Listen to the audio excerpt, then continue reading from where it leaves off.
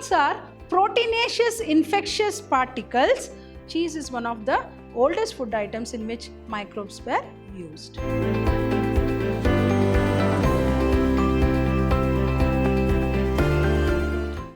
Hello dear students, welcome back to a very new chapter and an interesting chapter of your second PUC called Microbes in Human Welfare.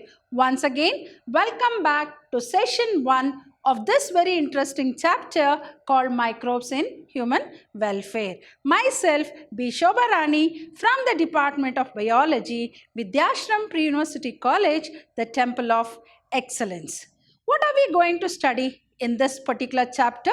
The very word itself will tell you. What was the name of the chapter? Microbes. Microbes in human welfare. So all of us know that, we have a wrong notion that microbes or microorganisms are always disease causing. And at this particular point of time or in the present scenario, we are all very much afraid of the deadly coronavirus. Virus is nothing but a microorganism. Yes, of course, the microbes or the microorganisms are both harmful to human mankind and at the same time useful to human mankind also. Imagine if saprophytic bacteria was not found on this planet Earth or in the soil.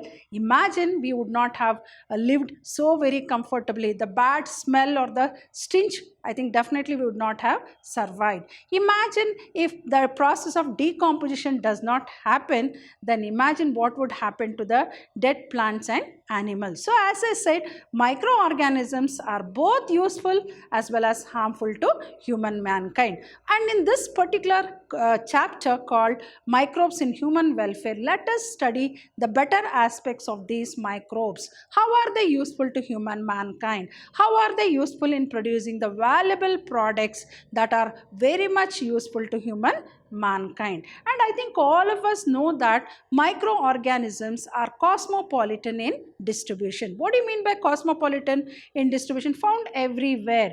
Found everywhere in the sense it is found in the soil, water, air, and even inside our bodies, inside the body of the plants and animals, as you know. Particularly when we come across microorganisms like viruses and bacteria, which are parasitic in nature, so they reside inside the body of the host, may it be a plant body or an animal body. So microbes are present everywhere, cosmopolitan in distribution, found in soil, water, air, inside our bodies, and that of plants and animals. Don't you find that there are a diverse groups of organisms, microorganisms, they are such as protozoans, such as bacteria, fungi, microscopic plants, viruses, viroids, prions, etc. So the study of all these are the diverse groups of microorganisms. So what are the diverse groups of microorganisms we come across? We come across protozoa, bacteria, fungi, microscopic plants like phytoplanktons we say, then the viruses, then viroids, prions, etc. And what do you call that particular branch of science which deals only with the study of microorganisms? It is called microbiology. So the scientist who studies about these microorganisms is called as a microbiologist. So this is also a very, very good branch of science which is having great great demand in the market, because study of microorganisms is very, very important. So what do you call that particular branch of science which deals with the study of microbes or microorganisms? It is called microbiology. As I said, there are different types of diverse groups of organisms, like what? Like viroids, like prions, right? Like bacteria. Now let us study about these viroids and prions. So now let us study about those diverse groups of organisms like viroids and prions and bacteria. What are prions? As we know, prions are proteinaceous infectious particles lacking what? Nucleic acid. What are the two types of nucleic acid? DNA and RNA. So prions will have the protein coat, but they will not have the nucleic acid. Whereas viroids, They are infectious, they have the nucleic acids like RNA but without a protein code. See the difference between the prions and viroids. We have heard about viruses, bacteria, right? There are other diverse groups called prions and viroids. What are prions? As I said, they are proteinaceous infectious particles lacking what? Nucleic acid. Example, you can take the example of CJD, that is, it causes a disease called Creutzfeldt-Jakob disease. Then we might have come across viroids like which causes potato spindle tuber virus. So these are the other diverse groups of microorganisms we come across other than the viruses and bacteria. Then what are bacteria? Bacteria are microscopic prokaryotes. What are bacteria? Bacteria are microscopic prokaryotes which are both useful and harmful to human mankind. So let us study what is the role played by these microorganisms in the welfare of human mankind. So I repeat, so what are microbes? Microbes are cosmopolitan in distribution, present everywhere in the sense it is found in the soil, air, water, even inside the body of the plants and animals. And as I said, they belong to a diverse group of organisms such as protozoa, then bacteria, fungi, then viruses, viroids and prions. What do you call that particular branch of science which deals with the study of microbes or microorganisms? It is called microbiology. So let us, as I said, what are prions? Prions are proteinaceous infectious particles which do not have nucleic acid. What is the example you are going to give? CJD. It causes what? A disease called CJD, that is Creutzfeldt-Jakob disease. Then what are viroids? They are infectious nucleic acids. They have the nucleic acid but they don't have a protein coat. Example, PSTV. What is PSTV? Potato spindle tuber virus. See here, you can see the beautiful picture of the coronavirus, right?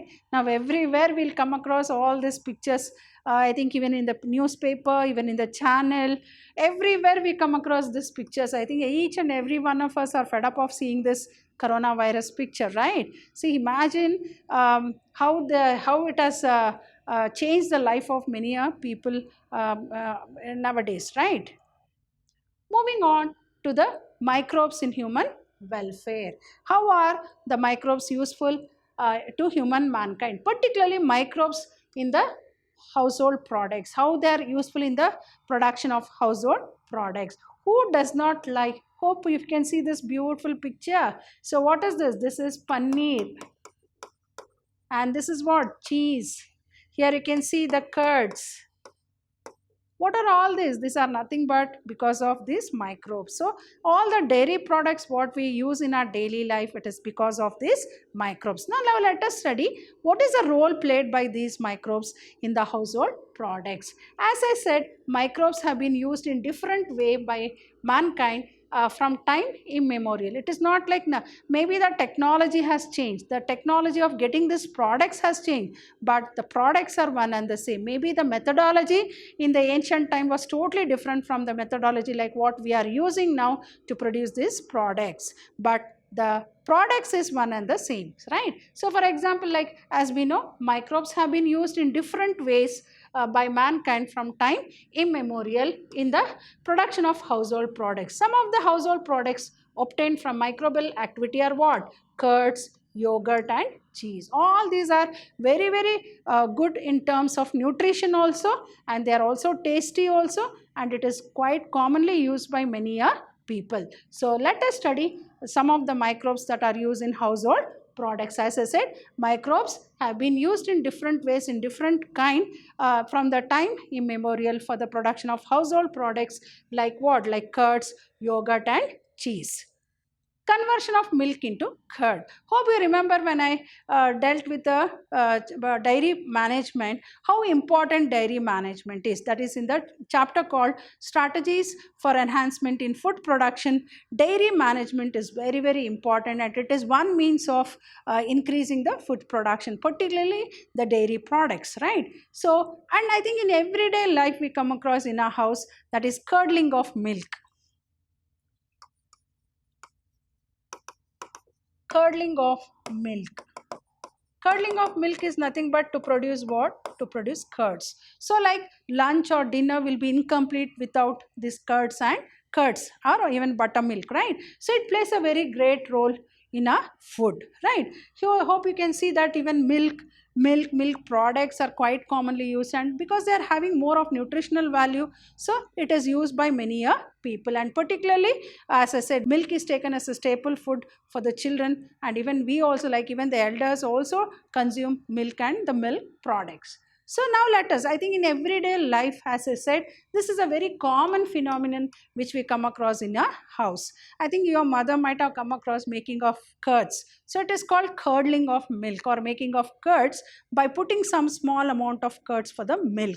So it is like inoculum. You are adding a inoculum for curdling. If you don't add small amount of curds for milk, it will not curdle. So now let us understand what is that which brings about the process of conversion of milk into curd. So that process of conversion of milk into curd is called curdling, and I think all of us know curd is having a lot of nutrition value, particularly it is having more of calcium.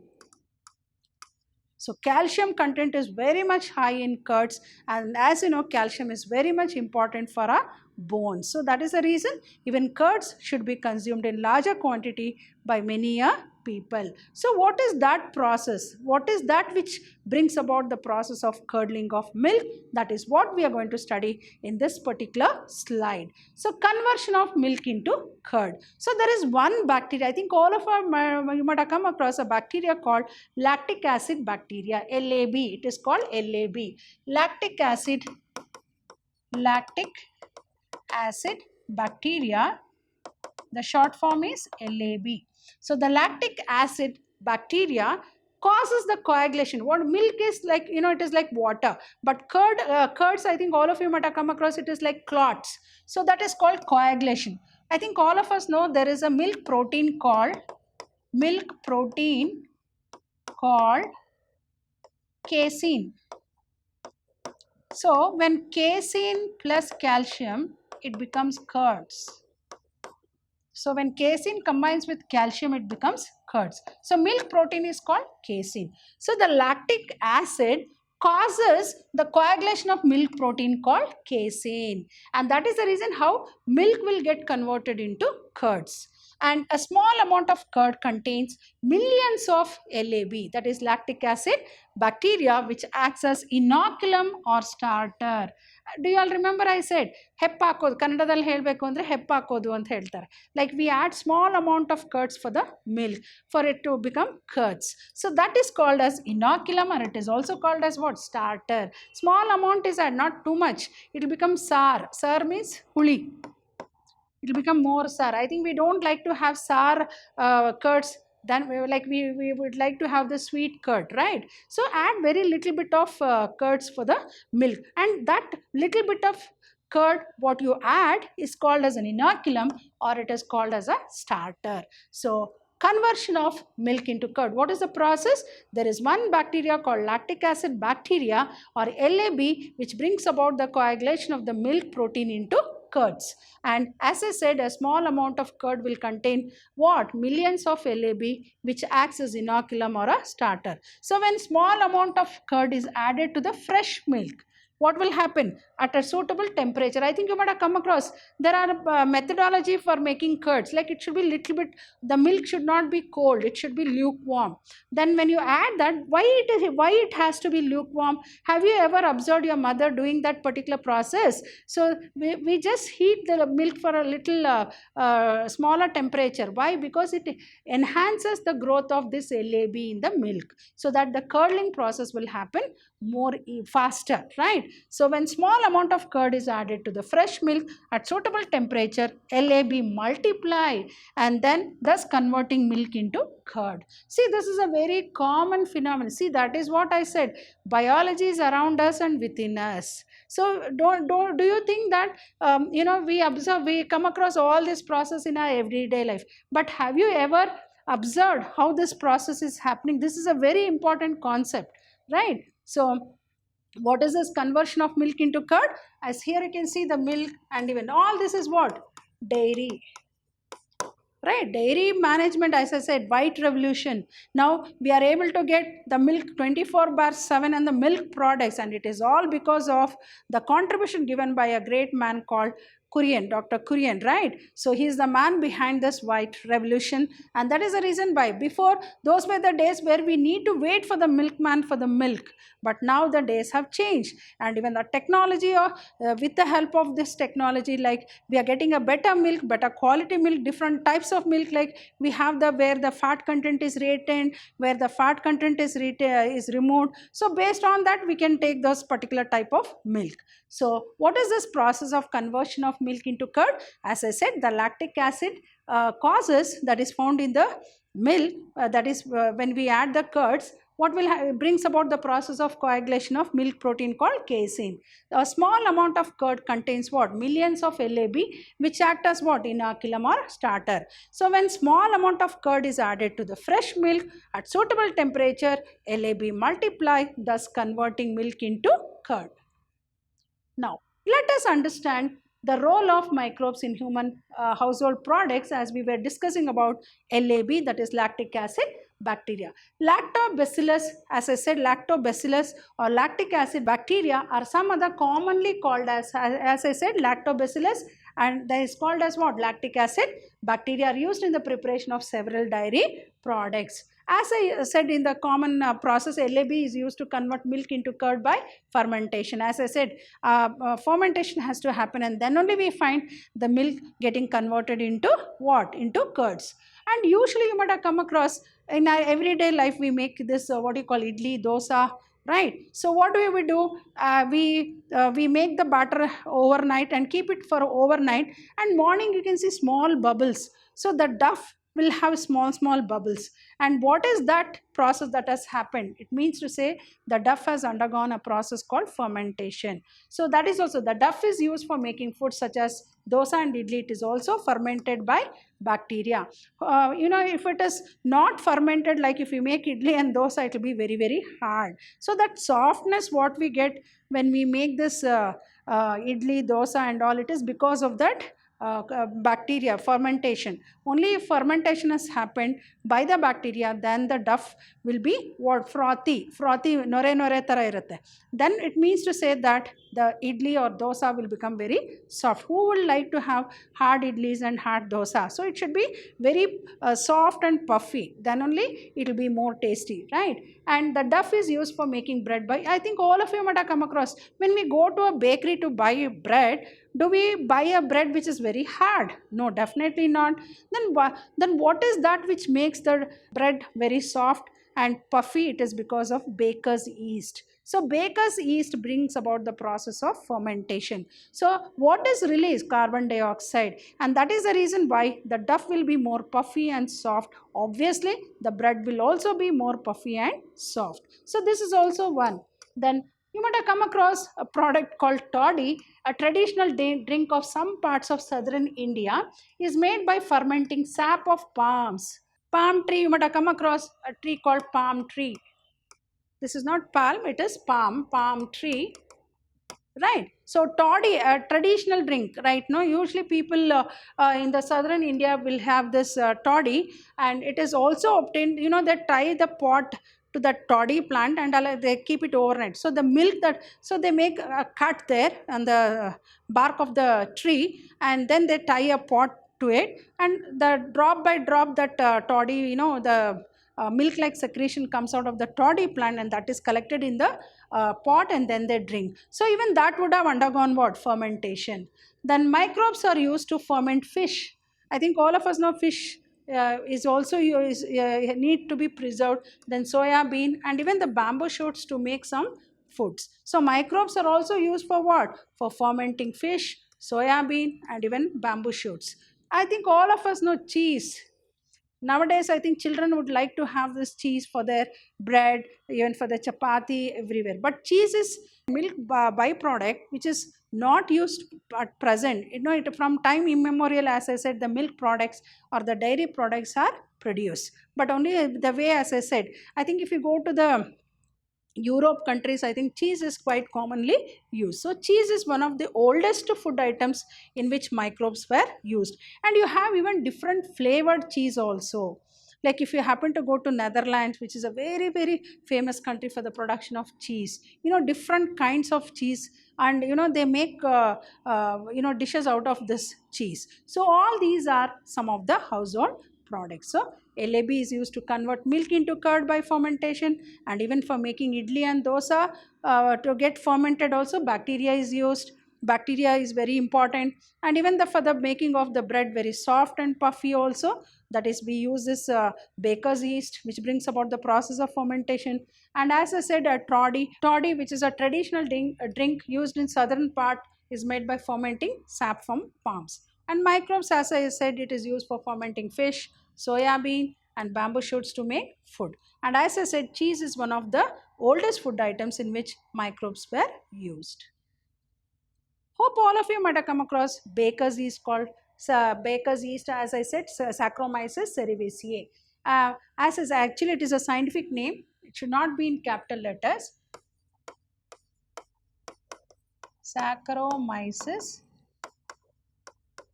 cerevisiae. This is called sugar. Baker's yeast we can call. Baker's yeast. Right? We can also call it a sugar fungi. So here, let us see what is the role played by the Saccharomyces cerevisiae. So as I said, cheese is one such food item which is commonly used as a byproduct of milk, right? So different varieties of cheese are known by their characteristic texture. Even I think even in the market also we get different types of, like we have the cheese in the form of cubes, or maybe in flat, like flat paper, like this one cheese. So all that, and even the flavors are also different. So texture, flavor, and taste, the specificity coming from the microbes used. So it all depends upon the microbes. So like how it brings about the process of fermentation. For example, you might have come across this one cheese called large hole cheese. That is, you can come, I think, hope you can make out the cheese will have small holes. So here the Swiss cheese has large holes, and it is due to the production of large amount of carbon dioxide by a bacterium named Propionibacterium shermani. This is very, very important. Name the bacterium that is responsible for large holes in Swiss cheese. This is commonly asked in exam. Name the bacterium that is called Propionibacterium shermani. This is a very, very important concept from examination point of view, which is commonly used in the exam. So what is that name? So what is that which is responsible for the process of formation of large holes in Swiss cheese? It is due to the production of carbon dioxide by a bacterium named Propionibacterium shermani. And there is one more called Roquefort cheese, which are ripened by growing specific fungi on them, which gives them a particular flavor. So try to remember these two types of cheese. One is called the Swiss cheese, the other one is called the Roquefort cheese. So this is all about the Saccharomyces cerevisiae, and also, as I said, it is also used for bringing about the process of fermentation and making of milk products. Hope you have understood the first session of this very interesting chapter called Microbes in Human Welfare. As I said, all the chapters that are included in second PUC biology is quite interesting, and even the concepts are also quite understanding, right? So hope you have understood the first very important session of this very important chapter called Microbes in Human Welfare. So I'll be back in the next session with some more concepts of this chapter, that is microbes in industrial products, and also about antibiotics. So I'll be back with some more concepts with the same chapter called Microbes in Human Welfare. Till then, goodbye and thank you.